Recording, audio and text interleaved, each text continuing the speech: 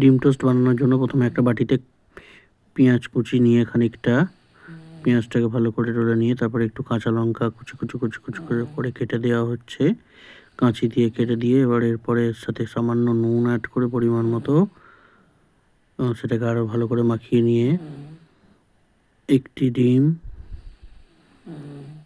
আরেকটি ডিম এবং আরেকটি ডিম দেওয়া হলো, 3টে ডিম টোটাল দেওয়া হলো। ভালো করে এটাকে আমরা কাঁটা চামচ দিয়ে মিশিয়ে নেব, পেঁয়াজটার সাথে ডিমটার সাথে একসাথে মাখামাখি করে নিলাম, দিয়ে ফেটিয়ে নেওয়ার পরে গ্যাসটা ওভেন জ্বালিয়ে তারপর একটি তাওয়া বসিয়ে এবং একটি কোয়ার্টার পাউরুটি, হাফ পাউরুটি কেটে নিয়ে কড়াইতে সামান্য সাদা তেল দিয়ে ডিমটিকে ছেড়ে দিতে হবে এবং চাড়িয়ে দিয়ে ভালো করে চাটুর মধ্যে তাওয়াতে পুরোপুরি ডিমটাকে চাড়িয়ে দিয়ে পাউরুটি দুটোকে উল্টো পিঠ করে ভালোভাবে ওই ডিমের ওপর বসিয়ে দিতে হবে, দিয়ে হাতে করে ঘোরালেই দেখতে পাবেন যে ঘুরে যাচ্ছে, ডিমটি উঠে আসছে তাওয়া ছেড়ে। সাইডগুলো একটুখানি মুড়িয়ে দেওয়ার যেতে পারলে ভালো, না দিলেও কোনো অসুবিধা নেই মোটামুটি।